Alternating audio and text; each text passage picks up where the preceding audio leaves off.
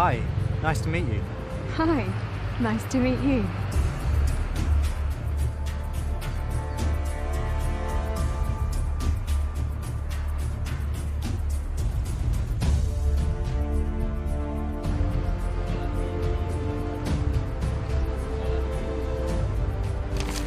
All right. How's it going?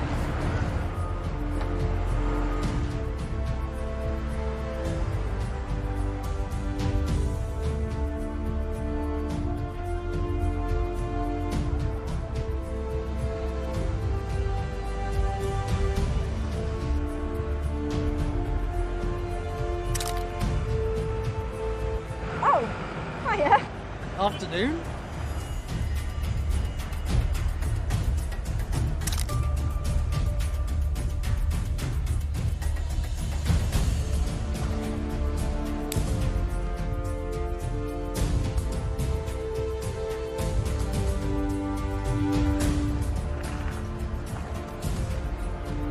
Hi there. Hello.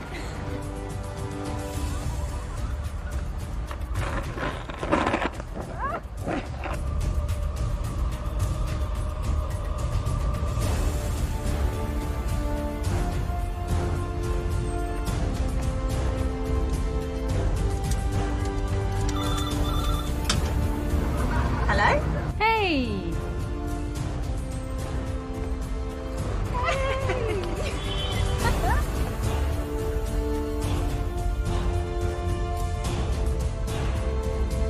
Hi, I'm Emma.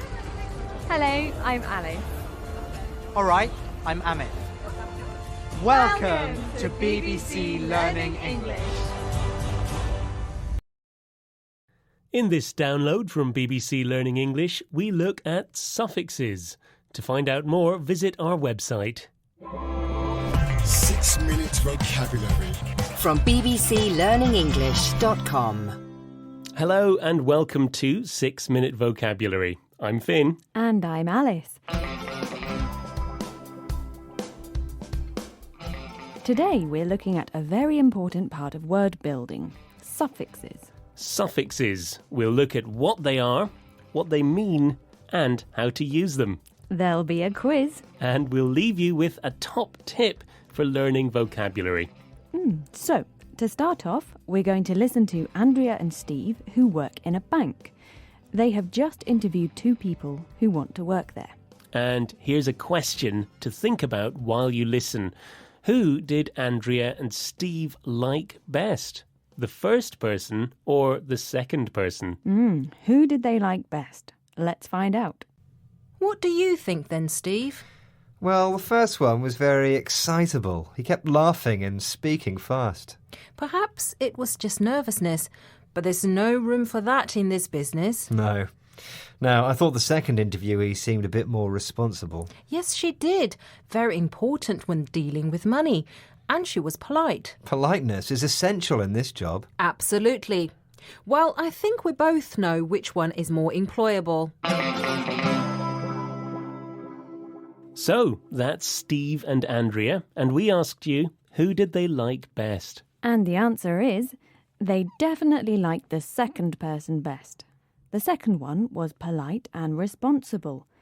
The first one was a bit too excitable. That's right. And excitable is a key word in the show today because it ends in a suffix. Now, in the world of vocabulary, a suffix is a group of letters that you can add to the end of a word to change its form, or meaning, or both. For example, the word excitable has the suffix able, spelt A-B-L-E. Now, able makes verbs into adjectives, and we use able words to say that a subject can do something, is able to do something, or that they behave in a particular way. Yes, so if we take the verb excite, add the suffix able, we can say that the first interviewee was excitable, meaning he can get very excited. And the second one was responsible. Now that's responsible with able, spelt I-B-L-E this time. She can be trusted to do the right thing, and that's why she was more employable. Now that's able with an A again. Now for another suffix. Andrea and Steve talked about two interviewees. The suffix E, spelt E-E, makes a noun which means the person who receives an action. For example, if you add E to interview, you get the person who receives an interview, an interviewee. You're listening to bbclearningenglish.com. And we're talking about suffixes. Our final suffix for today is ness, spelt N-E-S-S. Adding ness to an adjective makes a noun. That's right. And interviewee number 1 suffered from nervousness, the noun form of nervous. But number 2 understood the importance of politeness, the noun form of polite. Is politeness important to you, Alice? Oh, yes, Finn. Politeness is very important to I me. think you're very polite. Oh, thank you very much. Now, let's listen to today's suffixes and words again. The first one was able, with an A, A-B-L-E. Excitable, employable, Able, with an I, I-B-L-E. responsible, E, E-E. interviewee, Ness, N-E-S-S. nervousness, politeness. Excellent. And now it's time for a quiz. Choose the correct suffix to complete the final words in these two sentences. Ready? Number 1. The most important thing to me is my family's A. Happy. B. Happyable. C. Happiness. Well, this one is the noun form of happy, so it's C, happiness. Yes. Number 2. I'm learning how to do this job. I'm A. Trainee. B. Trainable. C. Trainers. Right, so you're receiving training, so you're a trainee. Well done if you got those right. And that brings us almost to the end of today's programme. Yes, almost. But before we go, here's today's top tip for learning vocabulary. If you use an online dictionary, type a hyphen or a dash into the search box and then type in any of today's suffixes. The dictionary will give you a list of words that end with your suffix. You know, that's a really good tip. Yeah. I think I might try that Yeah, go right on. after the programme. There's more about this at bbclearningenglish.com. Join us again for more 6-minute vocabulary. Bye. Bye.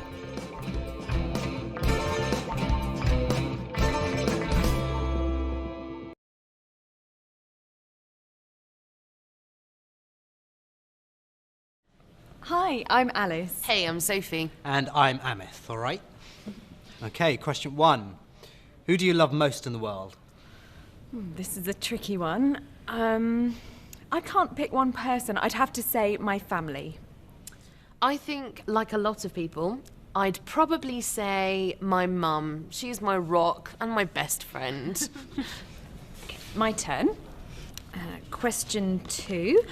What makes you scream? Roller coasters. I'm absolutely terrified of being upside down. Dentists. I scream like a baby. Right, my turn. Question 3. Oh, how do you take your coffee? It's never just coffee. I prefer cappuccinos, darling. I'm more of a typical British tea drinker.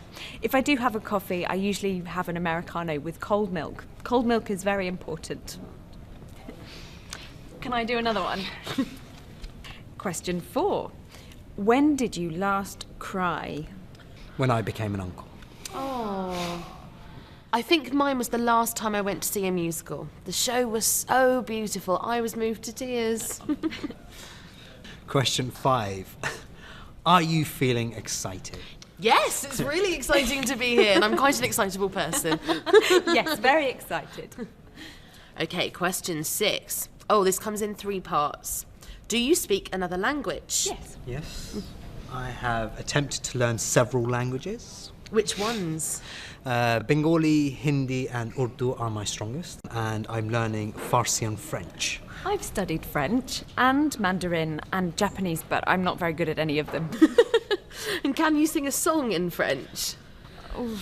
How about Frère Jacques, if you like?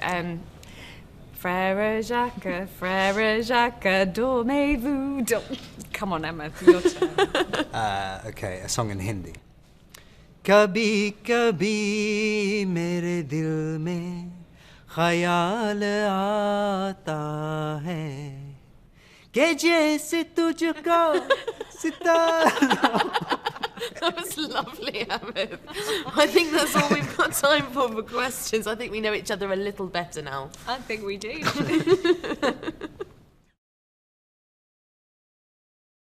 In this download from BBC Learning English, we look at question forms. For more, visit our website. 6 Minute Grammar. From BBC Learning English. Hello, welcome to 6 Minute Grammar with me, Neil. And me, Sophie. Hello.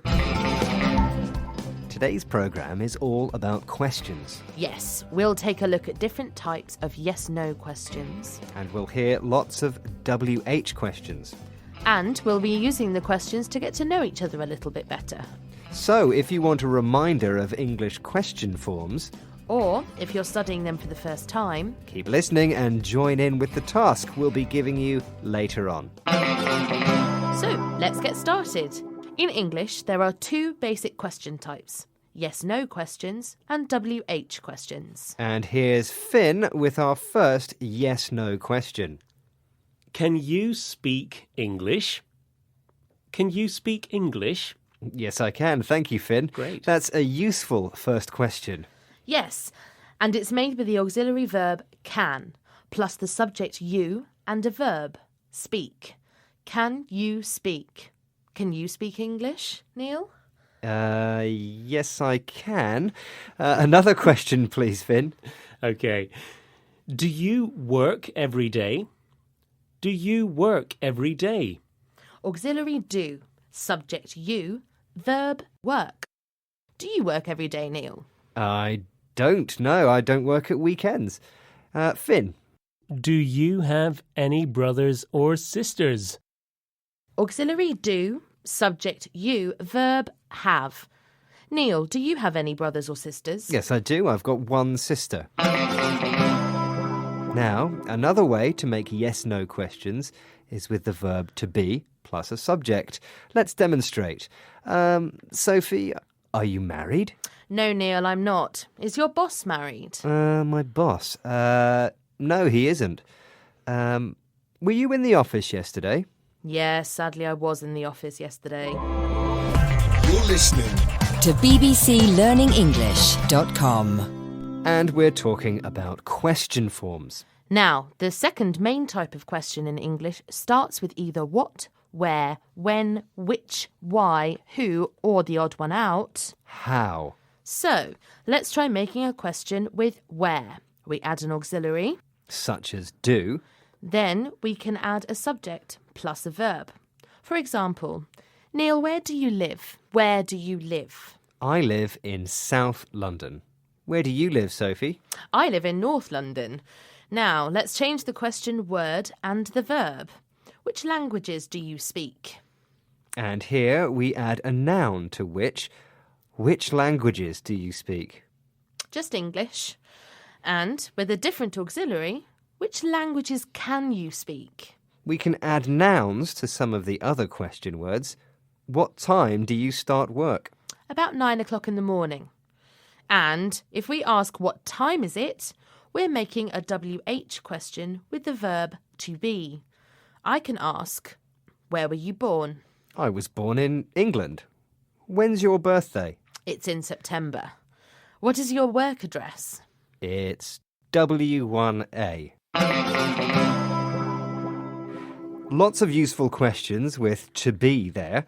Now, for a very personal question with to be.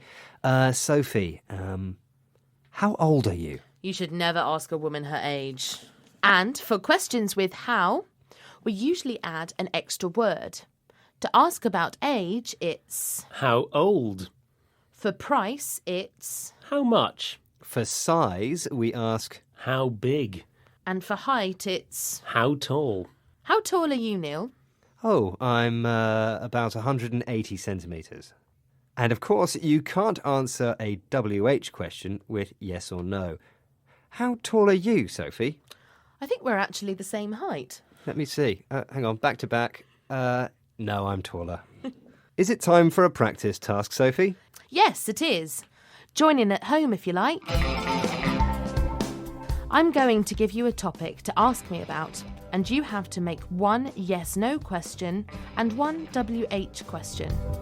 And Neil will give us some possible answers. Here's the first topic. Ask me about my age. Okay, so you could ask, how old are you? When were you born? Now ask me about my home. Do you live with your family? What's your address?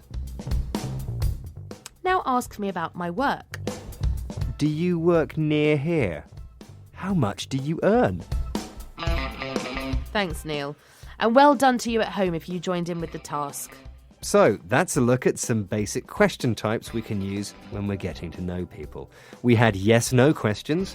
And we looked at questions starting with WH words. And we found out some interesting information about each other. I didn't know how tall you were, Sophie. I know, it's quite incredible, really. And there's lots more about question forms on our website at bbclearningenglish.com. Join us again for more 6-Minute Grammar. Bye. Bye.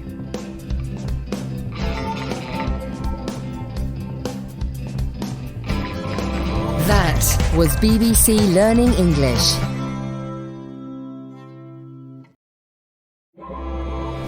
You're listening To bbclearningenglish.com. Unit 1. What do you like about your job? I like some elements of my job very much.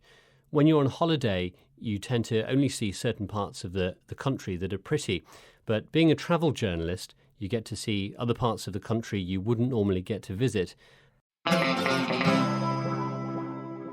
What's the most interesting place you have ever visited? I would say the most interesting place I've ever visited was Angola. It's somewhere I wouldn't normally go, but I found being there very exciting. What's a normal day for you at work? There is no normal day for me at work. Some days I might be scripting or editing or filming on location. Every day tends to be slightly different. Do you meet interesting people? I meet some very interesting people. For example, only a month ago I was in South Africa at a town where they'd had problems with baboons inside people's homes. There was one man whose job it was to chase these baboons out of town. And to do this, he had managed to perfectly imitate a baboon call. It worked very well. Do you ever feel scared? I very rarely feel scared on location, as we're very busy. We're too busy to feel scared.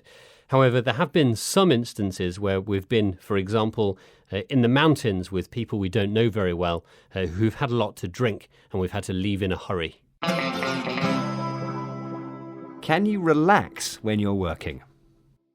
I can very rarely relax when I'm working. When other people who have gone on holiday or who are less busy on a film shoot can relax in the evening, they can have a glass of wine and maybe a nice long meal. I have to go back to my hotel room and make sure everything's okay for the next day and to deal with all the pictures and video we've shot during that previous day. Is there anything bad about your job? While being on the road can be exciting and exhilarating, I am a new dad and I have a very young baby daughter at home. And not only do I miss her while I'm away for maybe a week, 2 weeks at a time, but I also feel very guilty that my partner has to take full responsibility for her.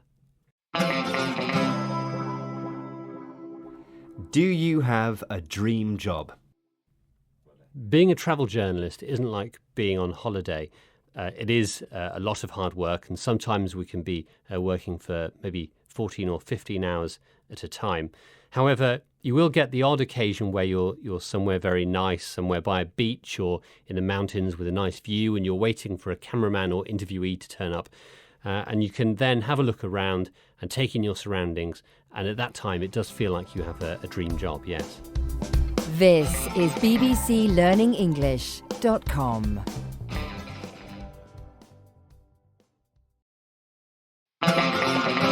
News report from BBC Learning English. Do you leave a tip when you pay for a meal? And how much do you tip?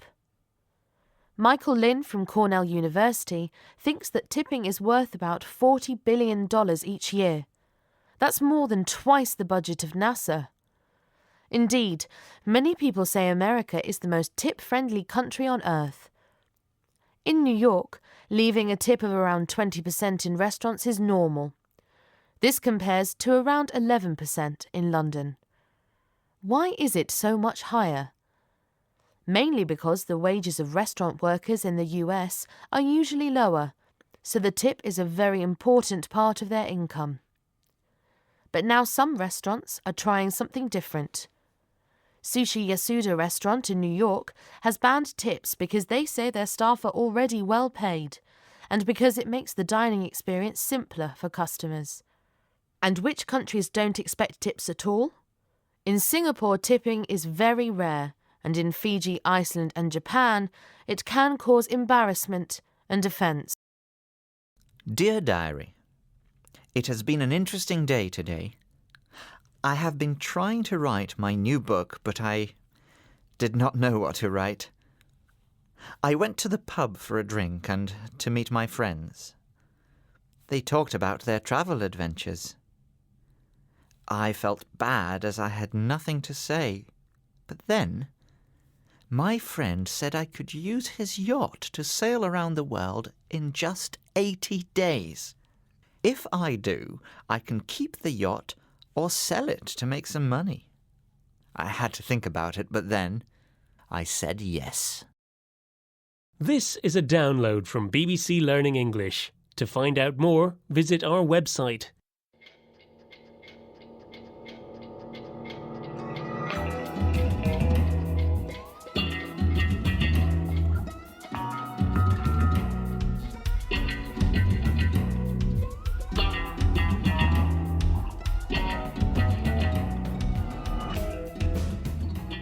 Hello, I'm Phil. I live in London. My apartment is close to the Houses of Parliament, and I can hear the bells of Big Ben chiming every hour. I live on bus route number 88, which is handy because it takes me to my office in Oxford Circus. What do? Well, I'm an author. I write books. But don't worry if you haven't heard of me. My books never sell. Ever. In fact, I want a career change because I desperately need some money. When I pay all my bills, you see, I only have enough spare money to buy a few drinks at my local pub. The Horse and Groom. That reminds me, I've got to go there now to meet some friends. Excuse me. We'll speak again soon. Hello, Phil. Late again. Hello, Phil. How's your writing going? Well, you know, it's all in my head, not on paper. Hi, Phil, mate. How are you? We were just talking about travelling. Emily here says she's climbed up Mount Everest. Yeah, rather extreme backpacking, don't you think? I did do it 5 years ago. So come on, John, what amazing thing have you done? Oh, well, I just went cycling across South America. You didn't. No way. Oh, I did. In my gap year. Oh, it was such a brilliant time. 4 months on the road. Although I did get a bit tired. Sounds great. Did I ever tell you that I sailed across the Atlantic to America in a yacht I built with my own hands? I still have that yacht down at the docks, but I never use it now. So, how about you, Phil? When did you have your big life adventure? Me? Well, I haven't done much, really. I'm not really one for adventure. Why not? I never had any money. And besides, where would I go? Oh, come on. You need some adventure in your life. Don't you feel like doing some globetrotting? Yeah. Hey! I've got an idea! Tom has come up with a crazy idea where I could make some money and have some adventure. He has offered to lend me his yacht to sail around the world. Yeah! Mad, isn't it? He thinks I could write about my adventures and make some money from it. But, I'm not someone who takes risks, and I can definitely think of some problems.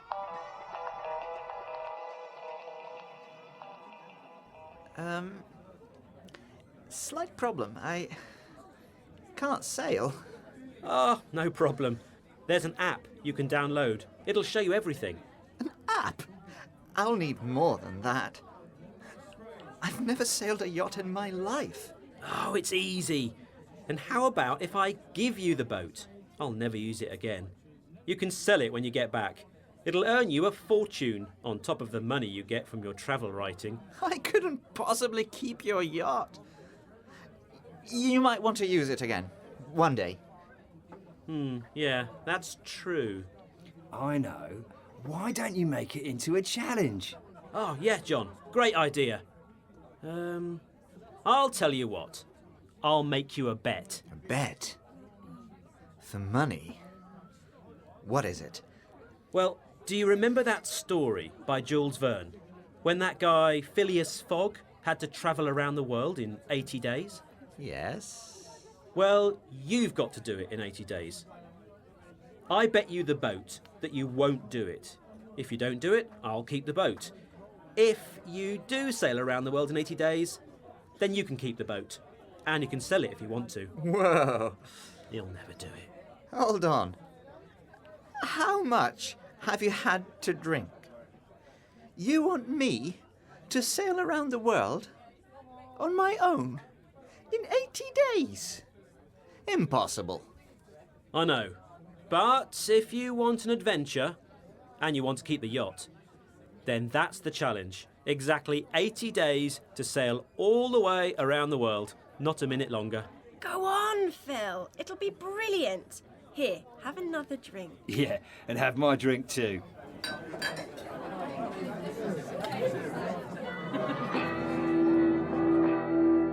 What should I do? It's true that I need an adventure, but this one is huge. I know. I'll have a few more drinks and, I'll think about it. Okay. I accept the challenge. Yes, Hey, nice one. That's it.